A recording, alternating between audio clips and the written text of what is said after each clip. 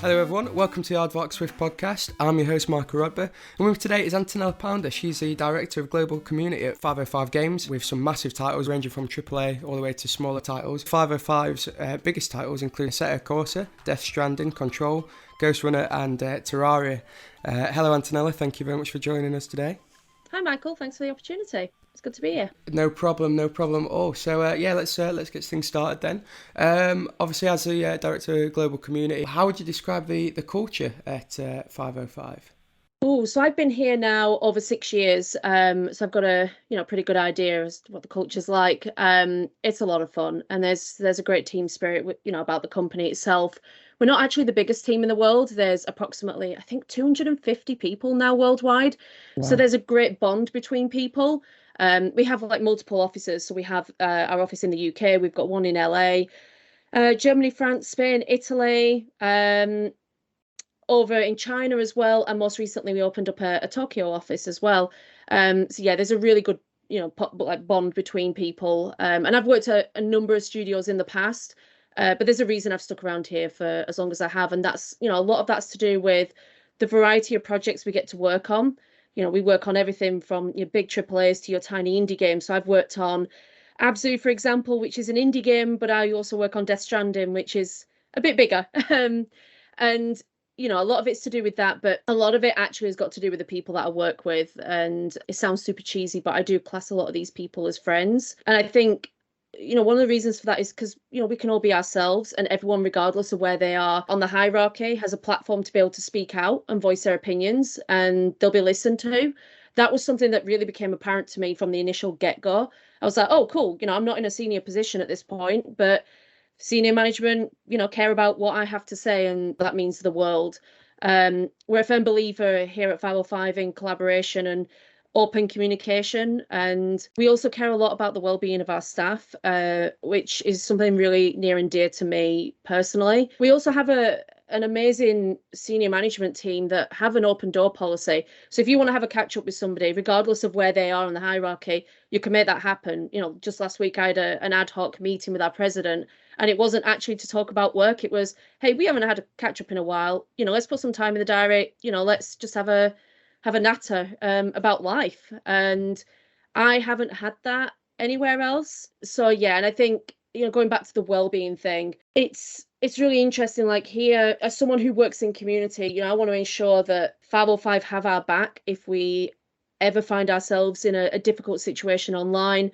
This is a company that really cares about their staff, and I sat down with senior management and HR, and we worked on a legally binding social media policy, which basically says, here's what you can and can't do on social. It's all the obvious stuff, but hey, here is like the escalation path. If you ever find yourself getting bullied online, here is how 505 are going to help you get to a point where you're happy. And it was really, really important to me to get that out there. So yeah, it's a very positive culture that really cares about their staff. And I guess finally, we don't finger point here. Ultimately, we're a team. We all have the same end goal, and we try and celebrate success where we can. Yeah, that sounds fantastic. And I think it's so important to not only have that sort of collaborative dynamic, but also that support, especially you can get a lot of backlash, particularly on social media, not necessarily deserved. As someone involved in the hiring process, I imagine it's quite important to find the right people to join that collaborative environment.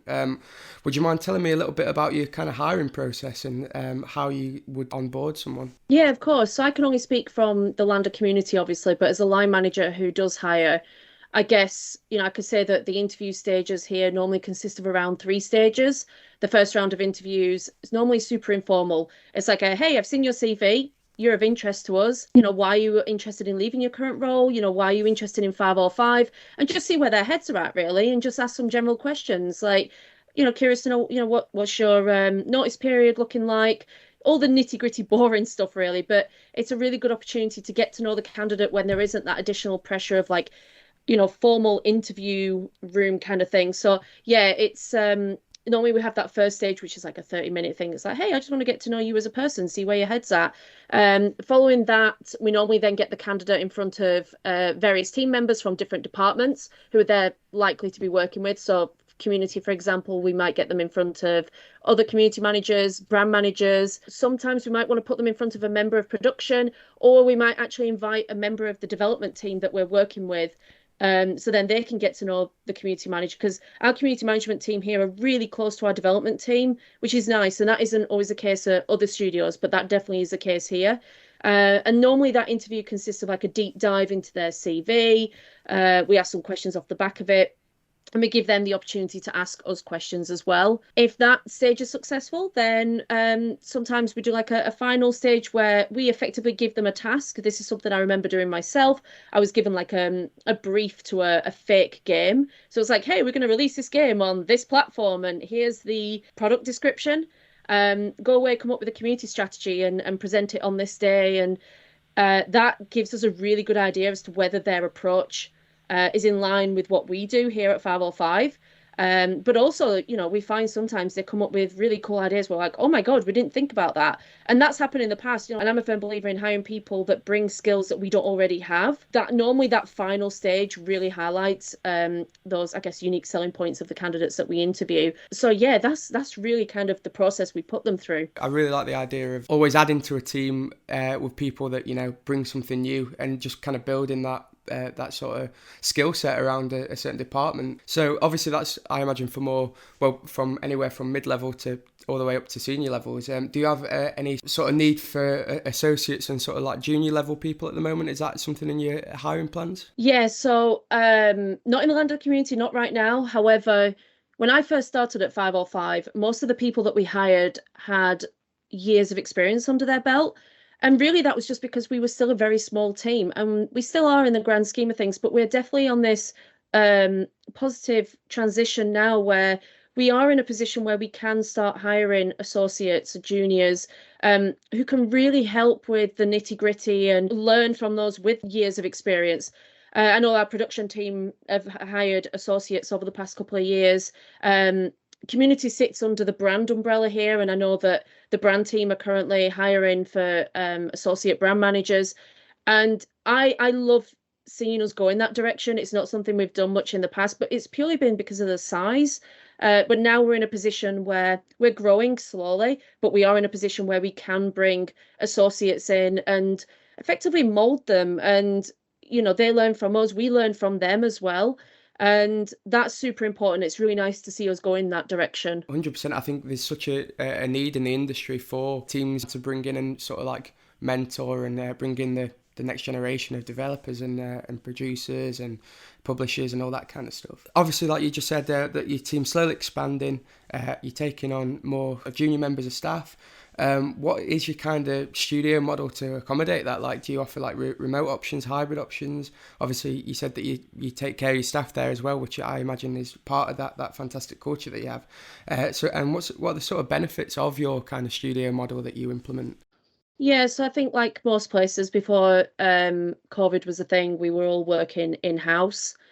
We began remote working, I think it was like a week before the UK went into lockdown. And as it stands, we're still working from home, but we have the option from the start of this month actually to go back into the office if we want to. But again, it's only if we want to.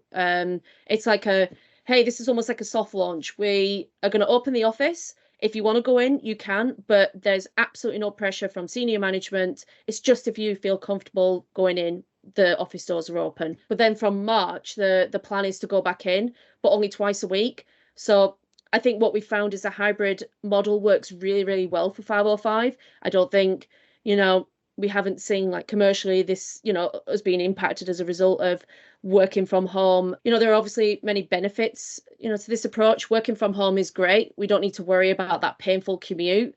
And it means we can be a little bit more flexible with our time when it comes to meetings. So no more, I've got to go now or I'm going to miss my train kind of talk.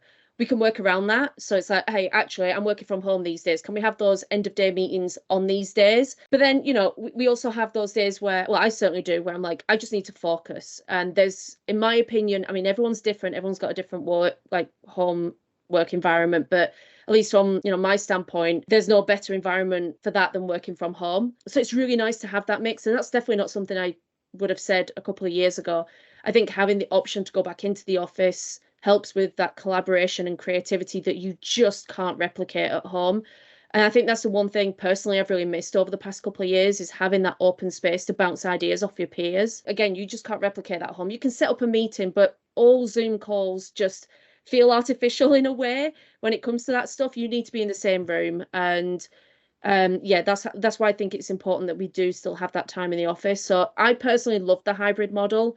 I think it has huge benefits for staff. Again, you have that time at home to focus on stuff and get stuff done, but you then have the opportunity to bond more with your peers in the office in real life. And I think having that balance is key. Yeah, definitely. And I think especially as you have that sort of like tight-knit team at 505, it's crucial to get everyone sort of collaborating and bouncing ideas off each other. And yeah, I totally agree that for sort of like individual work and stuff, it's really beneficial to be at home. But yeah, the collaboration and stuff is crucial. So with the remote element, you planning to move to hybrid options, but when people are working from home, then what policies and plans does 505 have in place for managing these teams? So if I'll go back to the start of 2020, I guess, when we first went into lockdown and started working from home. The way we did things then is a little bit different to what we do now.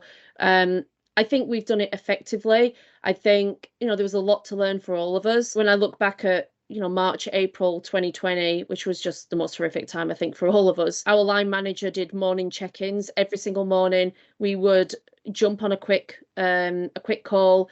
And it was just how is everyone? Is everyone okay? Is anyone falling over? Can any of us help with anything? That was so important. And it was a great way to keep the team connected. Now we've all kind of adapted to the hybrid approach and working from home. And we have weekly one-on-ones with our line managers and those that we manage. As a team leader, I make sure I have time in the diary every single week to talk about anything and everything with those that report into me. And it doesn't have to be work related if we don't want it to be. It's just, hey, I'm putting 30 minutes in the diary. I just want to check in, make sure everything's okay, make sure there are no fires. And, now as we start moving over to this hybrid approach where, yes, there is an expectation to go into the office a couple of days a week, but you work from home the rest of the time. It's like, okay, how do we make sure we keep this going? So now I have like a check-in at the start of the week where it's like, hey, 30 minutes on a Friday morning, grab a coffee, let's have a chat. Is everyone okay? Do you need my help with anything? Is anyone stressed about anything? And I think just having those regular check-ins with your staff whilst you're working remotely is so important, because personally there have been days where I felt a little bit isolated working from home and I'm like, I just want to talk to somebody. And that's not, it's not 505 sort or anything. It's just nature of the beast. It's just what happens when you're working from home. I think we've done a really good job at managing teams in general. There's definitely an element of trust there where we just trust that our staff will get on with the job. We don't need to micromanage people as such. And that's not how we do things here. We trust that everybody who is part of the 505 family just gets on with the job. And if they need that support, we want to give them the platform to be able to speak and highlight any concerns. So I think we've done a really good job, and we've certainly adapted over the months and I guess years, to a point where it does work quite well for us. Yeah, I think that adaptability is crucial, especially, when people first started with remote work and, the sort of infrastructure, especially to have in place to make sure everyone's okay, to make sure, work can be done, with the software and stuff like that. When it's sort of trials by fire to get people working remotely, that adaptability is crucial. But now it's sort of like settling and stuff. There is your policies in place of like checking in on people, making sure everyone's okay and everyone's doing well. But I really liked what you touched upon with the trust element. I think the trust that you give employees is sort of like reciprocated in a sense of ownership, and it does make people do the best work. I think I've found from some of the research that I've done as well. I think if you don't trust your staff, then there's an issue there, but you would have that issue in-house. But we do trust our staff to get on with the job, and they have been doing, and it just shows that the hybrid model works, I guess. When you are finding people, obviously trust is something that you have to look out for, I imagine. As a line manager, and when you are part of that hiring process, what are some of like the questions that you think are important to ask candidates, and what do they tell you about those kind of people? Oh, I like this one. Again, I can only speak for community. Every department's very different. I like to know why a candidate is interested in applying for that role, obviously. Is it our games? Is it community management? Is it something else? What is it? I like to find passionate people for our team who clearly know who 505 are. I also like to find out if the candidate has dealt with any difficult situations in the past, and if so, what did that actually look like? we as a team at 505 really do come together during those firefighting moments. And I like to see whether the candidate has had a similar experience, and yeah, what did that actually look like? That tells us, if they can explain that approach and how they went on that journey, that tells us whether they have a similar mindset and approach to us. I also like to hear more about what's important to them when it comes to community management. Is it the bond that I guess you create with your players? Is it announcing new content? What really drives them? Because here we have times where you might be working on a project where, you as a gamer are not interested in, but it's still important for you to be able to portray that, positive brand image on social. We might not announce anything for months, and then you might have 4 announcements in the space of a month. Are they motivated by that, or do they like to be able to announce something every week? Things like that are usually quite important for me to know, because it's a really good way to get to know what's important to the candidate and what's not. And I suppose another way of doing that is sort of gauging the questions that they ask you. Is there any sort of questions that you look out for when in an interview with a candidate? As I said before, culture is important to us at 505, and I genuinely like it when people ask questions about that. It shows that they care and their priorities are in line with ours. I like being asked about the team structure here at 505. It shows again that, teamwork is important to them and they're not just out for themselves, I guess. And I also like being asked questions like, why do you like 505, and what don't you like about 505? Because that's important. Interviews should work both ways, and I'm a firm believer in that. I'm a firm believer in, if somebody comes for an interview with us, yes, we're interviewing them, but it's also an opportunity for them to interview us. You need to make sure, it's a big deal, when you're applying for jobs. You spend most of your life in work. It needs to be the right job, and I think it's a good opportunity for them to ask you questions as well as you ask them, because it's an interview that should work both ways, not just a one-sided thing. I think it's crucial. I think it's important. What you said is you are there for the bulk of your week, and if it's not a place that that you're going to fit or is not going to be a right fit for you, that's something you've got to consider. So I definitely agree with you there. Going back to what I said at the beginning, obviously 505 published massive titles. You've had quite a few major successes with several IPs, including AAA titles, like I've mentioned. But you've also had a focus on continuing on smaller developments, and I imagine as a community manager that gives you quite a variety in scope. Is there anything you can talk about that you at 505 have got on the horizon at all? We've got a super exciting future ahead of us. I'm only going to talk about the near future because we have quite a lot going on in the coming weeks and just the next couple of months. So Assetto Corsa Competizione, which is our sim racing title, that's coming to PS5 and Xbox Series X and S later this month. So there's a lot going on behind the scenes right now preparing for that. It's super exciting. Assetto's a franchise that I've worked on since day one. So to see it come onto those Gen 9 consoles is super exciting. We also have Death Stranding Director's Cut launching on PC at the end of March. That's one of my babies. And I'm working very closely with Kojima Productions on that. So again, we have a lot going on, but that's 2 of our big focuses right now. But yeah, it's a really good time to be at 505. We've got a lot going on. I can't go into too much detail, obviously, but they're the 2 things that are literally just around the corner that we're excited to put in the hands of our players. Yeah, very exciting, very exciting. I can't wait to see what happens and what comes of it. But yeah, I think I'm gonna wrap things up there now. So thank you very much for joining me today. No, thank you, Michael. It's been an absolute pleasure. Yeah, thank you. I've been your host, Michael Rubber, with Antonela from 505, and I will see you in the next one. Thank you.